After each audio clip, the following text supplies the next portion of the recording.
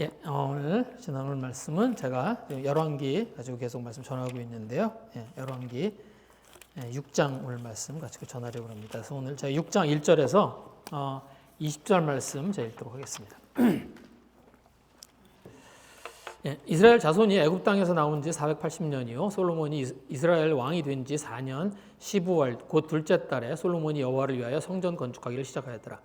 솔로몬 왕이 여호와를 위하여 건축한 성전은 길이가 60규빗이요 너비가 20규빗이요 높이가 30규빗이며 성전의 성소 앞주랑의 길이는 성전의 너비와 같이 20규빗이요 그 너비는 성전 앞에서부터 10규빗이며 성전을 위하여 창틀이 있는 돛박이 창문을 내고 또 성전 벽 곧 성소와 지성소의 벽이 연접하여 돌아가며 다락들을 건축하되 다락마다 돌아가며 골방들을 만들었으니 하층 다락의 너비는 5규빗이요 중층 다락의 너비는 6규빗이요 셋째 층 다락의 너비는 7규빗이라 성전의 벽 바깥으로 돌아가며 턱을 내어 골방 들보들로 성전의 벽에 박히지 아니하게 하였으며 이 성전 건축할 때 돌을 그 뜨는 곳에서 다듬고 가져다가 건축하였으므로 건축하는 동안에 성전 속에는 방망이나 도끼나 모든 철 연장 소리가 들리지 아니하였으며 중층 골방의 문은 성전 오른쪽에 있는데 나사 모양 층계로 말미암아 하층에서 중층에 오르고 중층에서 셋째 층에 오르게 하였더라.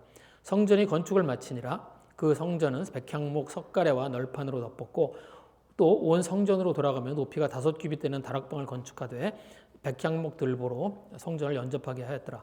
여호와의 말씀이 솔로몬에게 임하여 이르시되 내가 지금 이 성전을 건축하니 내가 만일 내 법도를 따르며 내 율례를 행하며 내 모든 계명을 지켜 그대로 행하면 내가 내 아버지 다윗에게 한 말을 내게 확실히 이룰 것이요 내가 또한 이스라엘 자손 가운데 거하며 내 백성 이스라엘을 버리지 아니하리라 하셨더라.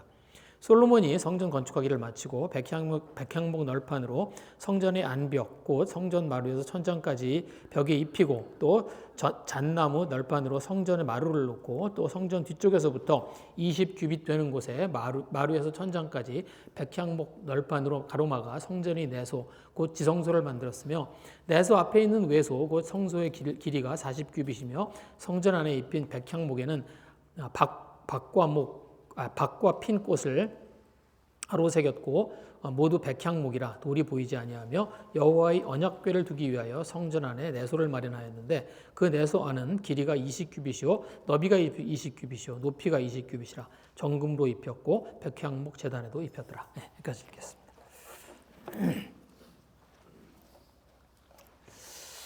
오늘의 본문은 이제 성전을 건축하는 이야기입니다. 솔로몬이 왕이 되고 이제 건축할 준비를 하죠. 그래서 성전을 건축할 준비를 하고요. 그리고 이제 드디어 성전을 건축하기 시작합니다. 그런데 그래서 오늘 이 말씀을 보면 이제 이 성전을 건축하게 된 때가 출애굽한 때로부터 480년이에요. 그러니까 하나님의 애굽 땅에서 이스라엘 백성들을 데리고 나오신 지 480년 만에 이제 이 성전을 건축하게 된 겁니다. 그러니까 너무 오랜만에 지은 거죠. 그러니까 사실 성전을 이스라엘 백성들을 출애굽을 해서 데리고 나오셔서 거기서 하나님 언약을 맺으시고 그리고 그때 언약궤를 주시고 그런 게 이미 480년 전이에요. 그러니까 그 후로 수많은 사사들이 있었고요. 그리고 사울 왕이 있었고 다윗 왕이 있었어요. 그런데 이때까지 못 지었습니다. 그러니까 성전을 480년 동안을 못 지었어요. 그러니까 너무 늦은 거죠. 그렇죠? 그래서 여기 보시면 이제 그렇게 시작해요. 애굽 땅에서 나온 지 480년이요. 그러니까 너무 오래됐다는 거예요. 그러니까 좀 이렇게 더 진작에 했어야 되는 일을 미루고 하지 못했다는 얘기입니다. 제가 제 친척분 중에 이제 그런 분이 계세요. 그러니까 결혼을 하셨는데 결혼식을 안 하셨어요. 그리고 30년을 사셨어요. 30년이 지난 후에 결혼식을 하셨어요. 그래서 그 30년이 지나셨는데 그 후에 이제 그 손주도 있고 손녀 손자도 있고 그런데 그 아들과 딸이 이제 어머니 아버지가 결혼식을 못 하셨다는 걸 알고 이제 결혼식을 마련해 주셔서 그래서 이제 결혼식을 하는 그런 친척분이 계십니다. 그래서 제가 선산에 가서 이제 갔을 때 그분을 이렇게 뵀을 때 이제 그분이 저한테 사진을 이렇게 보여주시면서 막 어머님이 아주머니가 저한테 이제 사진을 보여주시면서 막 좋아하시는 이제 그런 적이 있었어요. 그래서 이제 막 사진을 보여주시고 그다음에 아저씨는 이제 미안해하시고 이제 그런 적이 있습니다. 그런데 그렇죠. 그러니까 이미 진작했어야 되는 거를 아직도 안 하고 있는 거예요. 예. 지금 이제 그런 이야기입니다. 그래서 480년이나 됐는데 아직도 성전을 못 짓고 지금 그러고 있었다는 그런 이야기를 하는 겁니다. 예. 그런데 그리고 이제 솔로몬이 드디어 성전을 짓는 거예요. 그래서 이 성전은 정말 오랜만에 이들이 가지고 있는 염원이에요. 그러니까 그냥 이게 480년이라는 이야기가 그냥 괜히 그냥 480년이 지났는데 그런 이야기를 하는 게 아니라 이스라엘 백성들이 이 성전에 대한 염원이 있는 거예요. 누가 이 성전을 지을까?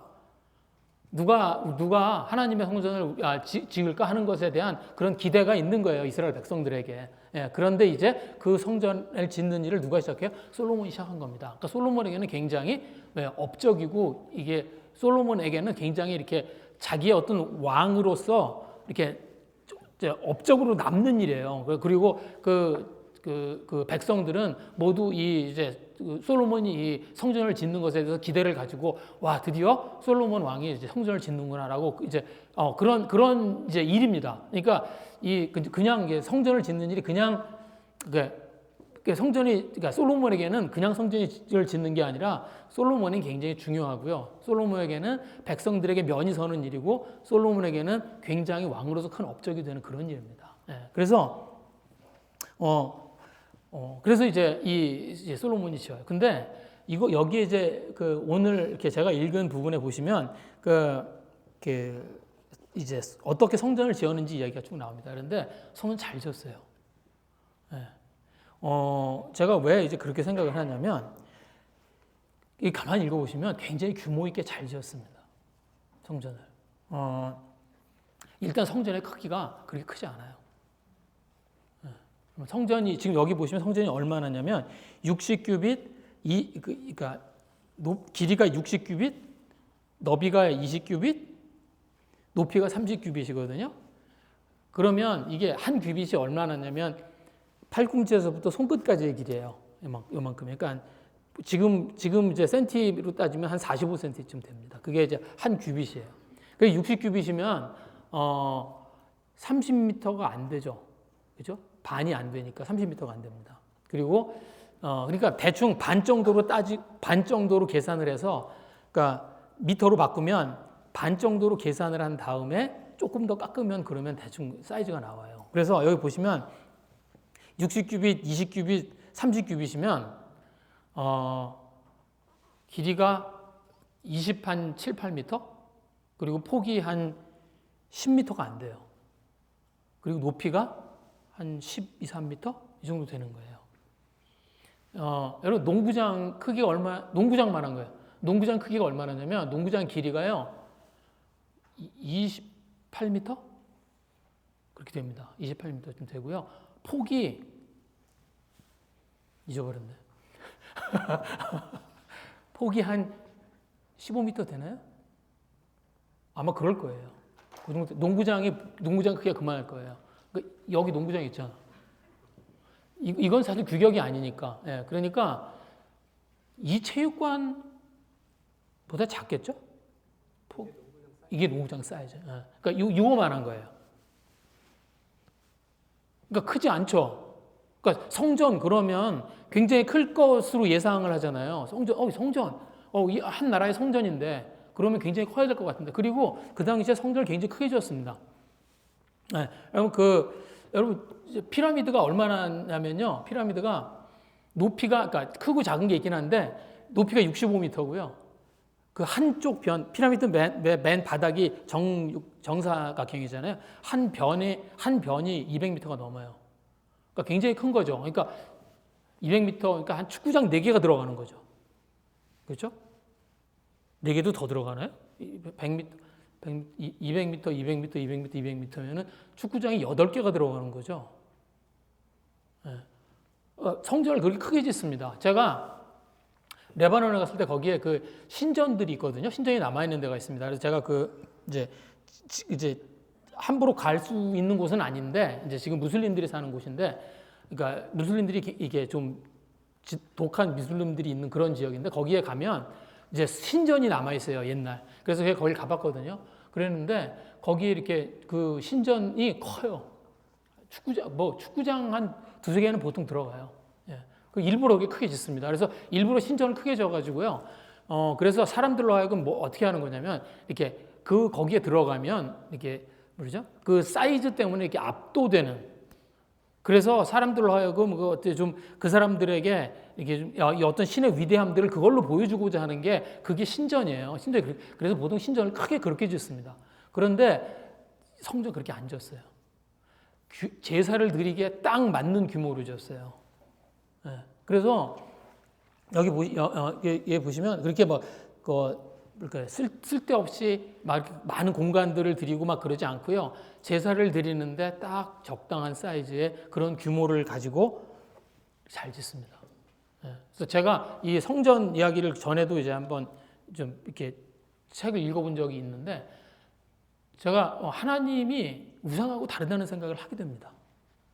제가 그런 걸 보면서도 하나님이 우상과 다르다. 그러니까 하나님이 어떤 본인이 가지고 있는 어떤 힘이나 아니면 자기가 가지고 있는 어떤 그런 것들을 가지고요. 이렇게 저희들을 이렇게 압도하고 그렇게 해서 저희들로 하여금 하나님에게 이렇게 벗어나지 못해 그러지 않습니다. 예. 하나님 그러지 않으세요. 하나님이 저희들과 그런 이렇게 적당한 어떤 그러니까 인격적인 관계를 맺을 수 있는 그런 환경들을 항상 만드세요. 예. 그래서 이 제사도 그렇습니다. 이게 제사를 지내기에 그냥 적당한 사이즈로 그렇게 만들어요. 예.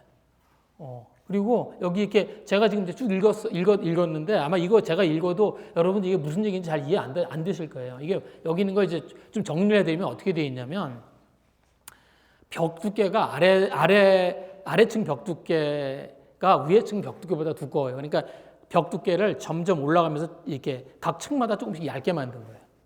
그렇게 해서 턱이 생기게 한 겁니다. 그래서 그 턱이 있어서 그 턱에 나무를 올려놔서 그래서 그 나무가 성전 벽에 꽂히지 않고 그냥 이렇게 올려놔서 쓸 수 있게 그렇게 이제 설계를 한 거예요. 예. 그리고 방은 빙 둘러서 그 성전 안을 빙 둘러서 방을 만들었는데 그 방들은 아래 1층의 방보다 2층의 방이 더 크고 2층의 방보다 3층의 방이 더 크고 그렇게 만들었습니다. 예. 그래서 그 방들은 이제 그 제사에 필요한 것들을 넣어놓거나 이제 그런 용도로 그렇게 만들었어요. 그래서 이 방이 이렇게 그러니까 되게 규모 있게 그리고 이게 정성 들여서 그렇게 만든 겁니다. 예, 그렇게 만들었어요. 예, 그래서 뭐 이제 그러니까 뭐 공간도 이렇게 이렇게 낭비하지 않고요. 그리고 잘 규모 있게 이렇게 제사 지내기에 적당하게 이렇게 잘 만들었습니다. 그런데 여기 오늘 있는 그 건축에 대한 묘사들 가운데 가장 인상적인 게 뭐냐면 7절의 말씀입니다. 오늘 7절 말씀 이렇게 되어 있어요. 이 성전은 건축할 때 돌을 그 뜨는 곳에서 다듬고 가져다가 건축하였으므로 건축하는 동안에 성전 속에서 방망이나 도끼나 모든 철현장 소리가 들리지 아니했다.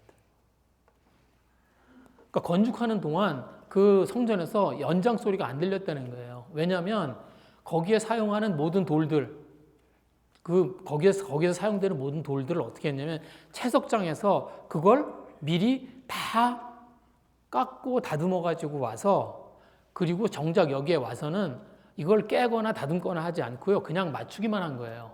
그래서 그 성전을 지으면서 그 성전 안에서 연장 소리가 나지 않았습니다. 그런데 그렇죠. 그런데 이걸 채석장에서부터 그걸 깎아가지고 그거를 만들어서 올려면 얼마나 힘들어요. 그건 굉장히 번거롭고 어려운 일이죠. 그냥 갖다 놓고 그거를 그 자리에서 그 치수에 맞춰서 깨서 그렇게 하면 좋은데 그렇게 하질 않은 거예요. 그리고 만약에 이제 그렇게 만들지만 어떻게 다 맞췄겠어요. 그러니까 아마 그 중에서 어떤 것들은 사이즈가 안 맞았겠죠. 그러면 거기서 깨서 그걸 만드는 게 아니라 그걸 다시 들고 나가서 다시 그걸 다듬어서 가지고 와서 다시 이렇게 맞춘 겁니다. 예. 그러니까 사람들의 수고가 많은 거죠. 그걸 채석장에서 캐고 깨고 다듬고 일일이 그걸 다 이렇게 해가지고 와서 그래서 정작 지을 때는 아무 소리를 내지 않고 그 성전을 지어 올린 거예요. 예. 그러니까 뭐 다치는 사람도 있었을 거고 실제로 그 채석장에서는 다치는 사람도 있었을 거고 거기서는 많은 사람들이 땀을 흘리고 많은 사람들이 수고를 했을 거예요. 예. 그런데 뭐예요? 그 많은 수고가 어떻게 한 거예요? 하나님 앞에서 들리지 않게 한 겁니다.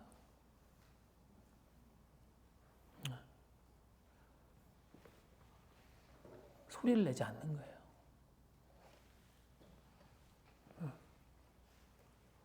그 마음을 좀 알 것 같죠? 그러니까 자기들이 어떤 수고를 하면서 이 공세를 하고 있는지를 하나님 앞에서 들리지 않게 하는 거예요.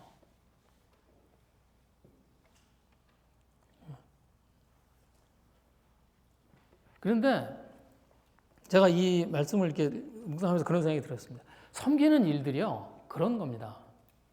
섬기는 일들이 어떤 거냐면 이게 숨겨진 수고들을 통해서 이루어져요. 교회에서도요, 어떤 일들을 이렇게 하면 그러면 그 뒤에서 그것들을 뒤에서 그 숨겨진 수고들이 있습니다. 그것들을 해내는 사람들이 있고 그것들을 그 필요한 것들을 이렇게 만들고 사람들을 섬기는 사람들이 있어요. 예. 그런데 이제 사람들이 알아줬으면 좋겠죠. 그래서 우리들의 마음이 그렇잖아요. 우리들의 마음은 우리들이 뭘 하면 사람들이 좀 알아줬으면 좋겠어. 우리들한테 그런 마음들이 있습니다. 예. 그래서 이렇게 사람들이 알아주지 않으면 서운하기도 하고, 시험에 들기도 하고, 또 이제 더 가면 이거 해서 뭐 하나 하는 그런 마음이 들기도 하고. 그래요. 그런 일들이 생깁니다. 예.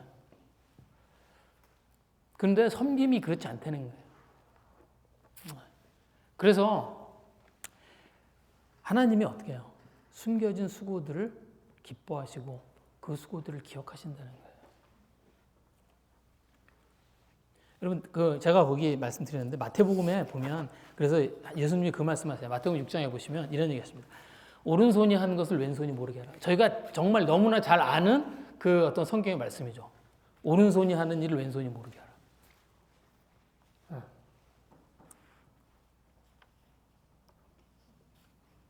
그러니까 숨겨진 수고를 하라는 거예요. 그런데 그 뒤에 따라 나오는 말씀이 있습니다. 이렇게 얘기하세요. 내 구제함을 은밀히 하라. 은밀한 중에 보시는 너희 아버지께서 갚으시리라. 하나님이 다 보고 계시다는 거예요.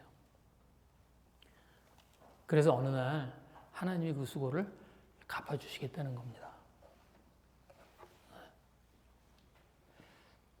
제가 목회를 하지만 목사들은 상 못 받을 것 같아요. 그런 생각합니다. 진짜. 왜냐하면 목사들은 알아주잖아요. 목사님이라고 그러고 목사라고 알아주잖아요. 그래서 아마 제가 나중에 하나님 만나면 하나님 그러실 것 같아요. 너는 세상 살면서 다 받았어. 너 상 없어. 그럴 것 같아요. 왜 그런 얘기 있잖아요. 왜 천국에 가면 세 번 놀란다잖아요. 내가 천국에 왔어 그러고 놀래고 세훈이가 왔네? 그러고 놀래고 근데 목사님이 없네? 세훈이가 지금 굉장히 안도의 미소를 지금 정부에서 저를 만나면 상을 나눠주셔야 돼요. 저는 아마 상 받을 게 없을 거예요. 왜? 다 알아주니까. 우리가 주님의 성전이라고 그러잖아요, 저희가. 저희들의 삶에도 그렇게 소리내지 않는 수고, 그게 가득했으면 좋겠습니다. 그래서 성전을 지으면서 소리를 내지 않고 하나님의 성전을 지어내는 그 마음이 터칭하죠. 그런 거죠. 이렇게 지었구나, 성전을. 이들이 하나님의 성전을 올리면서 이런 마음을 가지고 성전을 쌓았구나라는 생각이 듭니다. 근데 제가 오늘 이 말씀을 이렇게 이제 준비하고 묵상하면서 가장 의아했던 게 있습니다. 그게 뭐냐면 하나님의 반응이에요. 성전을 짓는 걸 이렇게 읽어보면 그러면 성전을 짓는 게 되게 이렇게 규모도 있고 정성 들여서 소리도 내지 않고 그렇게 잘 짓고 있습니다.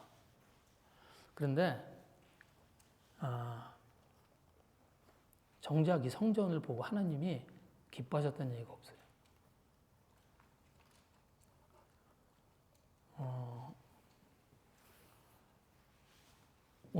성전을 짓고 있는 그 중간에 하나님 솔로몬을 찾으세요. 11절의 말씀이 그겁니다. 11절에 이렇게 되어 있습니다. 여호와의 말씀이 솔로몬에게 임하여 이르시되, 그리고 그 성전을 건축하는 거에 대해서 하나님이 솔로몬에게 언급을 하세요. 네, 이게 이제 12절, 13절 말씀입니다. 내가 지금 이 성전을 건축하니 내가 만일 내 법도를 따르며 내 율례를 행하며 내 모든 계명을 지켜 그대로 행하면 내가 내 아버지 다윗에게 한 말을 내게 확실히 이룰 것이요 내가 또한 이스라엘 자손 가운데 거하며 내 백성 이스라엘을 버리지 아니하리라.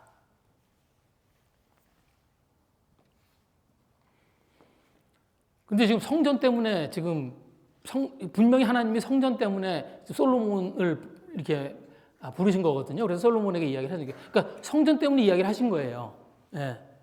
그런데 정작 성전에 대한 언급이 없어요, 별로. 읽어보시면. 그러니까 네가 지금 이 성전을 건축하니, 그리고 거기까지예요. 네? 그리고 그 뒤에 있는 이야기는 성전 이야기가 아니에요. 예. 내가 지금 이 성전을 건축하니, 그러면 이 성전, 네가 지금 이 성전을 건축하고 있는데, 네가 이 성전을 정성스럽게 지금 이렇게 건축하고 있어서 내가 기쁘다. 아니면 너희가 앞으로 이 성전에서 제사할 것에 대한 기대가 있어서 내가 그런 기대가 된다. 뭐 이런 이야기가 아니에요. 너희가 지금 이 성전을 짓고 있어. 그래서 내가 너희가 지금 성전 짓고 있는 거 보고 있어. 그럼 거기까지예요. 그리고는 그 뒤에 있는 이야기는 성전에 대한 이야기가 아닙니다. 그렇죠? 무슨 얘기예요? 법도를 따르고 율례를 행하고 계명을 지키라는 거예요. 그러면 내가 다윗 거의 약속을 내가 이룰 것이고, 그리고 이스라엘 백성과 함께 하시겠다는 거예요. 그러니까 지금 성전을 짓고 있어서 그 성전을 짓고 있는 걸 보시고 솔로몬을 와서 찾으셨는데, 정작 그 솔로몬한테 하는 이야기는 뭐예요? 성전이 그 이야기의 포인트가 아닙니다.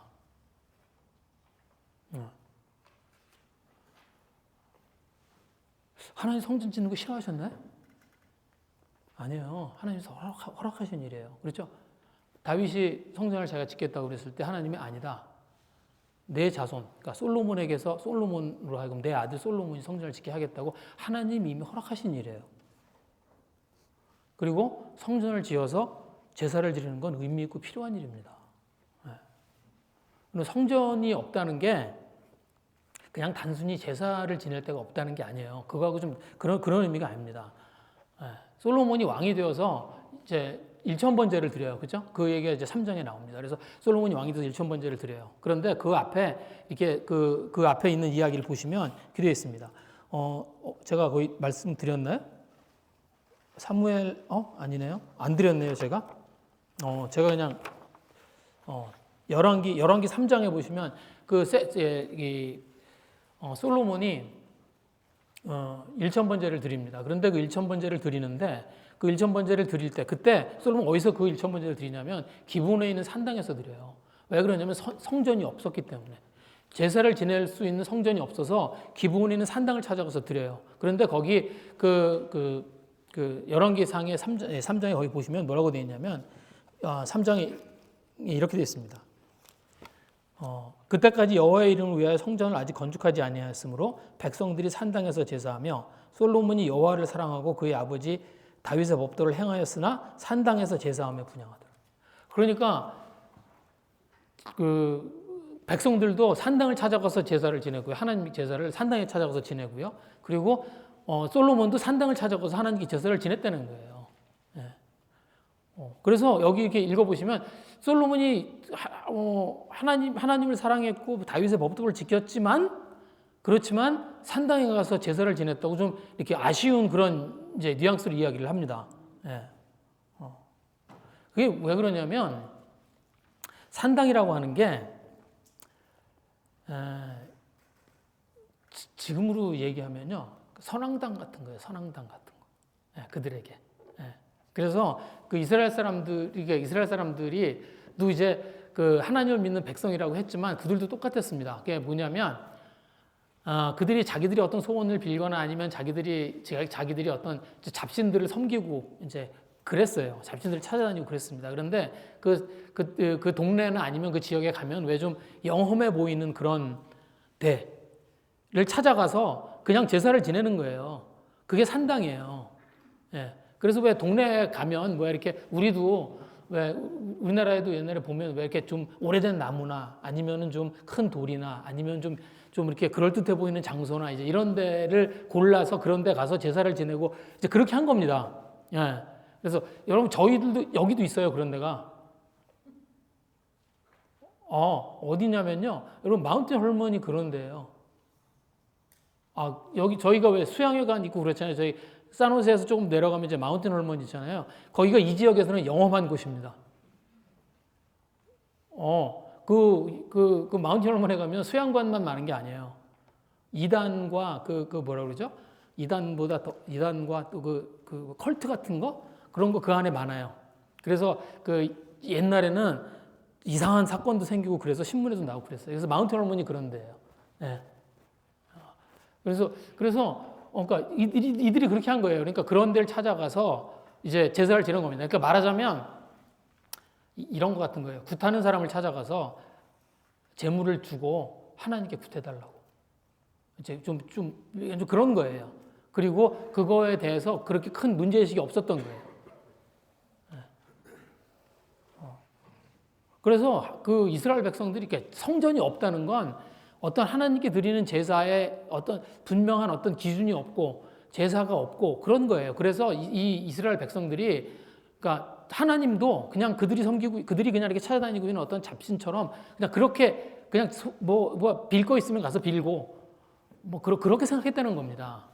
그래서 성전이 있다고 하는 게 굉장히 중요한 거예요. 그래서 이스라엘의 성전이 세워졌다는 건 그냥 하나님한테 제사를 지낼 곳이 생겼다 이게 아니라 이스라엘 사람들에게 이제 제사라고 하는 하나님께 드려지는 어떤 절차 아니면 이제 하나님께 제사를 드릴 수 있는 어떤 시스템이 마련됐다는 거예요. 그게 왜 중요하냐면 여러분 하나님이 이스라엘 백성들을 이제 애굽에서 데리고 나오셔가지고 그들에게 계명을 주셨어요. 그렇죠? 그래서 근육과 언약을 맺으시고 십계명을 주시고 그리고 이제 그 이외에 다른 계명들을 주셨습니다. 그런데 여러분 그거 읽어보시면 그 계명의 반이 뭐냐면 제사법이에요. 여러분 출애굽기의 뒤쪽에 가잖아요. 그러니까 출애굽기 읽어보시면 앞에는 이제 핍박을 받고 10가지 재앙이 내리고 그리고 이제 그러면서 이제 홍해를 건너고 그리고 이제 우리는 출애굽기 얘기하면 그걸 기억하죠. 그런데 출애굽기에 그건 반이에요. 그리고 나머지 반은 뭐냐면 전부 하나님 주신 계명과 율법입니다. 그래서 거기엔 뭐가 나오냐면 하나님의 백성으로서 어떻게 살아야 되는지가 그 중에 반이고요. 나머지 반은 뭐냐면 다 제사법이에요. 어떻게 제사를 지내야 되는지. 그래서 그 제사를 위해서 제사장은 어떤 옷을 입어야 되고 성막은 어떻게 만들고 그래서 그 제사법들이 거기에 제물은 어떤 제물을 드려야 되고 그런 이야기들이 줄줄이 거기 써 있습니다. 그리고 레위기에 가면 레위기도 그 얘기가 반이에요. 그래서 하나님이 아주 시시콜콜하게 하나님께 어떻게 제사를 드려야 되는지를 다 일일이 정해 주셨어요. 왜? 하나님이 정해 주신 절차에 따라서 하나님께 제사를 드리는 게 그게 뭐야? 하나님의 백성으로서 이제 하나님을 찾는 일이에요. 그래서 그렇게 한 겁니다. 그러니까 하나님이 정해주신 절차에 따라서 내가 하나님께 제사를 지내면서 뭘 해요? 내가 하나님의 백성이라는 걸 인정하는 거예요. 그래서 뭘 하면 안 돼요? 굿하는 사람을 찾아가서 제사를 지내면 안 됩니다. 그래서 돼지를 제물로 올려놓고 그리고 제사 지내면 안 돼요. 왜? 하나님이 금하신 거니까. 또 산당에 찾아가서 제사 지내면 안 돼요.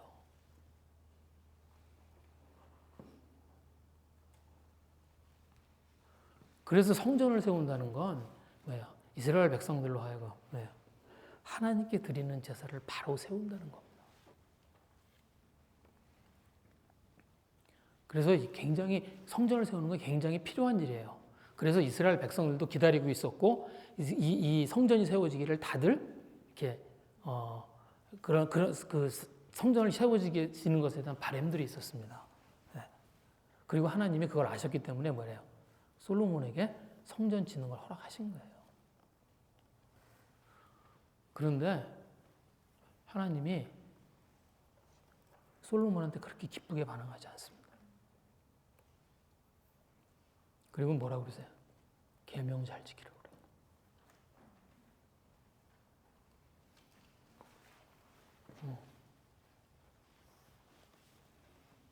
왜 그러죠? 제사와 계명이 다릅니다. 제사와 계명이 어떻게 달라요? 제사는 눈에 보여요. 계명은 눈에 안 보여요. 무슨 말이냐면 저희 제사를 지내잖아요. 그러면 뭔가 하나님을 위해서 뭔가 하는 것 같아요. 제물을 드리고 어떤 절차에 따라서 어떤 의식을 행하고 그리고 그 제물을 태워서 드리고 그리고 그 이제 제사가 끝나고 나면 그 음식들을 서로 나누어 먹고 그러면서 뭔가 어떤 의식을 행해요. 그래서 뭔가 한 것 같아요. 그런데 계명은 그렇지 않아요. 계명은요, 저희가 그 계명을 지키고 있어도 별로 티가 나질 않아요. 거짓말하지 않고, 다른 사람한테 거짓말하지 않고, 다른 사람 거 훔치지 않고, 다른 사람 거 탐하지 않고, 다른 사람들 뭐 해치지 않고, 내가 안식일을 지키고, 뭐 이런 거 이렇게 하고 있으면 그러면 내가 하나님 어떤 눈에 보이는 아니면 내 피부에 느껴지는 어떤 것들을 하나님께 했나 하는 그런 마음이 별로 안 생깁니다. 그냥 저희들의 삶이에요, 그건. 그냥 저희들의 삶에서 그냥 이루어지는 일들이에요. 제사는 어디에 모여서 같이 제물을 드리고 뭔가를 하고 그래서 뭔가 하나님을 위해서 내가 뭘 한 것 같아요. 그런데 계명을 지키는 일은 드러나질 않아요. 그걸 아무리 해도 내가 하나님하고 그 관계가 이렇게 막 확인이 되고 그러질 않아요, 잘. 네.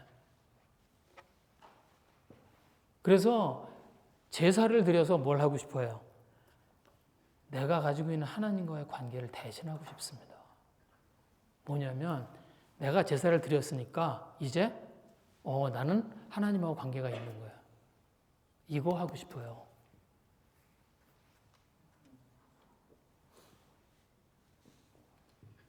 그런데 저희들이 예배드리죠. 저희들이 모여서 함께 예배드립니다. 예배도 그래요. 예배를 잘 드리고 나면 뭔가 한 것 같아.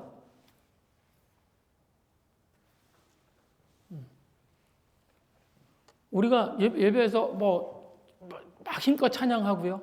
그리고 막 감동이 되고. 막 그러면 뭔가 한 것 같아요. 그날 막 말씀을 들으면서 막 눈물이 나고 막 그러고 나면 더 해. 뭔가 한 것 같아. 뭔가 하나님과 관계가 생긴 것 같고 하나님 나하고 함께 하신 것 같아. 뭔가 하나님하고 교감이 이루어진 것 같아. 아니요. 그게 틀렸다는 게 아니에요. 그럴 수 있습니다. 실제로 그럴 수 있어요. 그래서 하나님하고 실제로 이 예배를 통해서 그 하나님 주시는 말씀이 있고 감동이 나한테 있고 그래서 그걸 통해서 내가 하나님과 어떤 교감이 있고 그럴 수 있어요.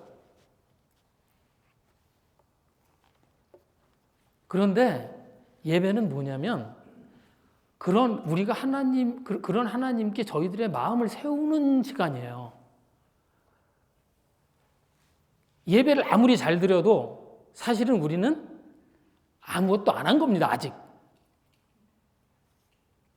예배를 아무리 잘 드리고 예배가 아무리 감동적이어도요. 우리는 아직 하나님 앞에서 아무것도 안 한 거예요. 뭘 해야 이제 시작이에요? 저희들이 그 마음을 가지고 나가서 뭘 해요? 하나님이 주신 말씀에 순종하고 하나님의 말씀에 따라서 살아내고 그리고 그 하나님의 뜻을 내 삶에서 이루어내야 뭘 한 거예요? 이제 하나님의 백성으로서 살게 되는 거예요. 그게 하나님의 백성이 되는 겁니다.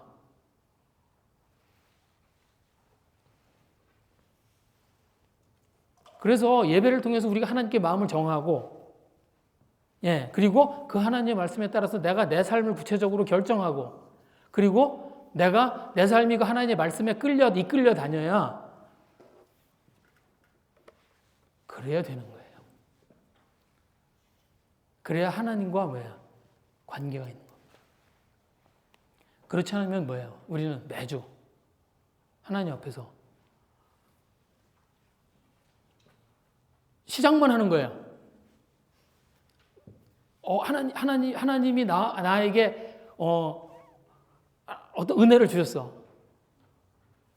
그럼 시작을 안 해. 그러니까 거기까지만 하는 거예요. 그것만 반복하게 되는 거예요.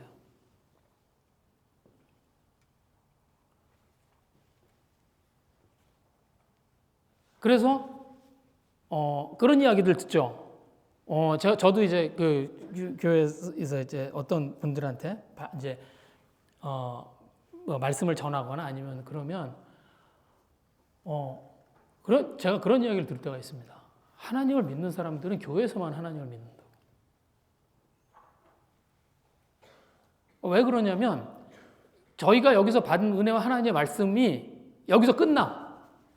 그리고는 이제 문 밖을 나서면서 이제 다시 그 이전의 상태로 돌아가기 때문에 그래요. 그런데 이스라엘 백성들이요, 그 잭들이 그렇게 했습니다. 하나님한테 제사를 열심히 드렸어요. 성전을 지었어. 그래서 그 성전에서 하나님한테 제사를 열심히 드렸어요.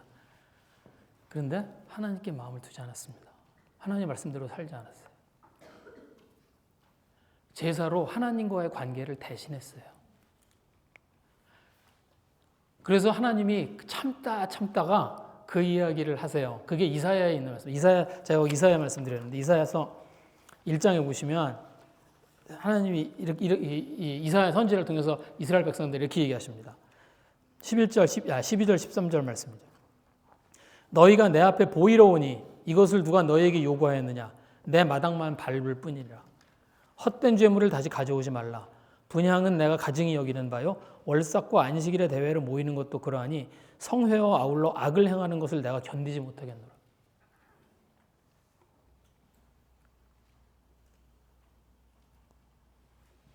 너희들은 마음은 다른 데가 있고 발만 왔다 갔다 하는 거예요. 몸만 왔다가 그냥 간다는 거예요. 그리고 너희들은 여기 와서 제사를 드리지만 이제 돌아가서는 똑같이 악을 행한다는 거예요. 그래서 여기 하나님 말씀이 뭐예요?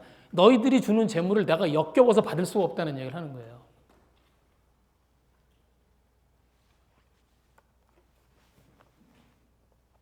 그런데 그럴 수 있습니다. 그렇죠?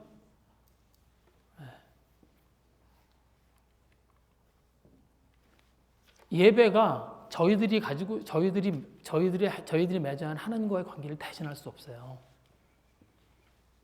네.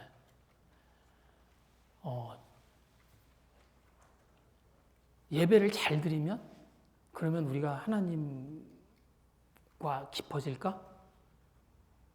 내가 예배를 이렇게 잘 드리면 그래서 예배에서 은혜를 받으면 그건 시작이에요. 하나님과의 관계 시작. 아직 아무것도 안 한 겁니다. 이제 저희가 그걸 가지고 하나님의 말씀에 순종하고 그리고 하나님의 말씀을 따라서 저희들의 삶을 결정할 줄 알아야 그래야 뭐예요? 이제 성전이 그 제 역할을 하는 거예요. 제사가 제 역할을 하는 거예요. 예배가 제 역할을 하는 겁니다.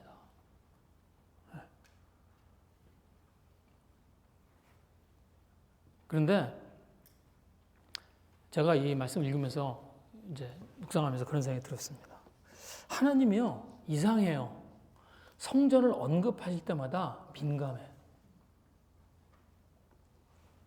지금 솔로몬한테 이렇게 반응하시잖아요. 근데 솔로몬한테만 이렇게 하신 게 아니에요. 다윗한테도 이렇게 하셨어요. 여러분, 다윗이 성전을 짓겠다고 그랬을 때 그때 하나님이 하셨던 반응 기억나세요? 생각나세요? 하나님 뭐야? 다윗이 하나님 제가 성전 짓겠습니다. 그랬더니 하나님 뭐라 했어요? 안 돼. 너는 안 돼. 그렇게 하십니다. 그런데 거기 그 말씀이 이제 여기 그래서 이제 그 나단 선지자를 통해서 이제 다윗한테 이제 안 돼. 너는 이제 성전을 지으면 안 돼. 그 얘기를 해요. 그러니까 다윗이 어떻게 한 거냐면 다윗이 자기는 왕궁이 있었어요. 그래서 왕궁에서 사는데 그때까지 하나님의 언약궤는 놓을 곳이 없었습니다. 그러니까 하나님이 그 다윗이 그렇게 했어요. 저는 지금 왕궁에 살고 있는데 하나님이 거하실 그러니까 하나님의 궤가 있을 그런 성전을 짓고 싶다고 그렇게 얘기했는데 하나님이 노하세요. 그런데 노하시면서 하나님 이렇게 얘기하십니다. 여기 있어요. 여기 사무엘하 7장에 있는 말씀입니다. 내가 이스라엘 자손을 애굽에서 인도하였던 날부터 오늘까지 집에 살지 아니하고 장막과 성막 안에 다녔나니 이스라엘 자손과 더불어 다니는 모든 곳에서 내가 내 백성 이스라엘을 먹이라고 명령한 이스라엘 어느 지파 가운데 하나에게 내가 말하기를 너희가 어찌하여 나를 위하여 백향목집을 건축하지 아니하였느냐 말하였느냐. 한마디로 얘기하면 뭐예요? 내가 언제 집 달라고 그랬어 너희한테? 그 얘기예요. 내가 언제 집 달라고 그랬어? 다윗한테 그렇게 얘기하는 거예요. 그리고 이제 8절 9절 이렇게 얘기했습니다. 그러므로 이제 내 종 다윗에게 이같이 말하라. 그리고 이제 나단 선지자에게 전해주라는 거예요. 다윗에게. 만군의 여호와께서 이렇게 말씀하시기를 내가 너를 목장 곧 양을 따르는 데서 데려다가 내 백성 이스라엘의 주권자로 삼고 내가 가는 모든 곳에서 내가 너와 함께 있어 내 모든 원수를 내 앞에서 멸하였은즉 땅에서 위대한 자들의 이름같이 내 이름을 위대하게 만들어주리라. 지금 다윗이 저 성전 짓게 해주세요. 좋은 일이잖아요. 그러면 제가 하나님이면 다윗한테 이렇게 얘기할 것 같아요. 야, 고맙다. 지금 성전이 없는데 성전을 놓아줄 때를 마련해 준다니까 고맙다. 그런데 너는 아직 때가 아닌 것 같아. 내가 솔로몬한테 이제 성전을 짓게 할 테니까 그러면 너는 좀 참고 우리 솔로몬 때 하자. 이렇게 얘기할 것 같아요. 그럼 좋잖아요. 그런데 하나님이 그렇게 얘기하지 않으세요. 어떻게 얘기를 하시냐면 여기 이렇게 얘기하십니다. 너를 목장 내 양 따르는 데서 데려다가 내 백성의 주권자로 삼았고 네 인생은 거기서 양치다 죽을 인생이야. 너 거기서 양치다 죽을 인생이 너를 데려다가 내가 왕을 삼았어. 그리고 네가 나가서 싸운 싸움들 다 내가 나가서 싸운 거야. 네가 나가서 싸운 거 같지? 이게 다 그 얘기예요. 내가 가는 곳에서 내가 너와 함께 있어 내 모든 원수를 내 앞에서 멸하였다. 네가 나가서 싸워서 네가 이긴 거 같지? 아니야. 그거 내가 나가서 싸워서 내가 이긴 거야. 위대한 자들 이름같이 내 이름을 위대하게 만들어주리라. 앞으로도 너한테 있을 일들은 다 내가 할 일이야. 그렇게 얘기하세요.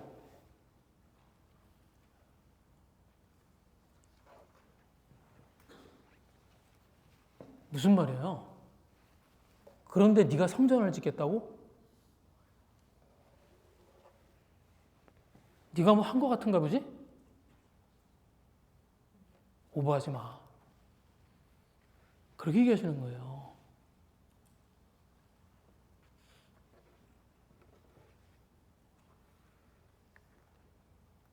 왜? 성전을 짓는 일은 그만큼 뭐예요? 업적이 되는 일입니다. 상징성이 있는 일이에요. 뭐예요?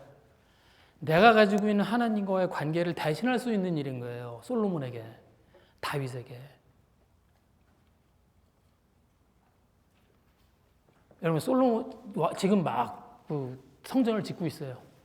근데 하나님이 솔로몬을 부르세요. 그리고 솔로몬을 불러서 야, 성전을 이만큼 지어서 수고했다. 아니에요. 그렇게 얘기하지 않으세요. 내가 지금 너 성전 짓는 거 봤는데 근데 너 계명과 율법과 법도를 지켜. 이렇게 얘기하세요.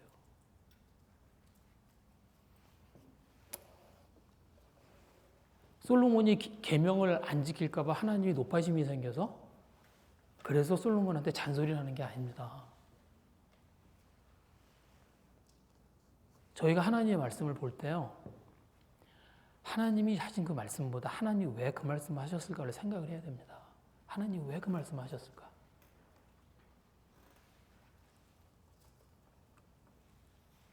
솔로몬의 마음이 이미 높아지고 있는 거예요.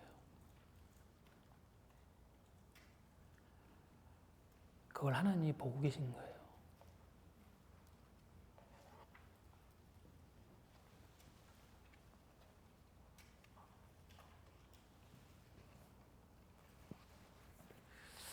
다윗이 그 하나님의 말씀을 듣고요.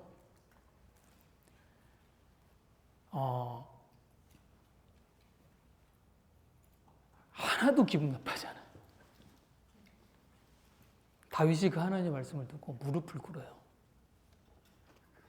그리고 자기가 그 성전 세우는 걸 포기합니다. 그 자리에서.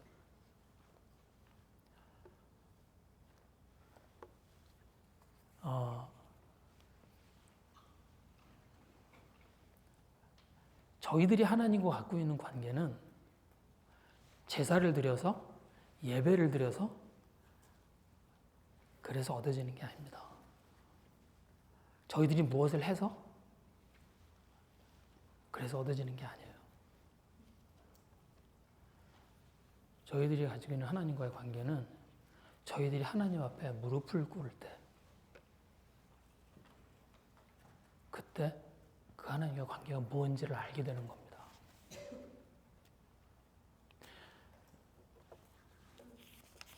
제가 오늘 시편 말씀 다윗의 고백을 가지고 오늘 말씀을 좀 마치려고 합니다.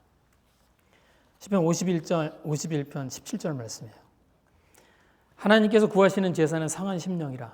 하나님이여 상하고 통회하는 마음을 주께서 멸시하지 아니하시리이다. 이 말씀은 다윗이 하나님께 드린 가장 최고의 고백입니다. 다윗이 하나님과 가장 가까운 관계일 때 그때 하나님께 드렸던 고백이에요. 이때보다 다윗이 하나님과 가까웠을 때가 없었어요.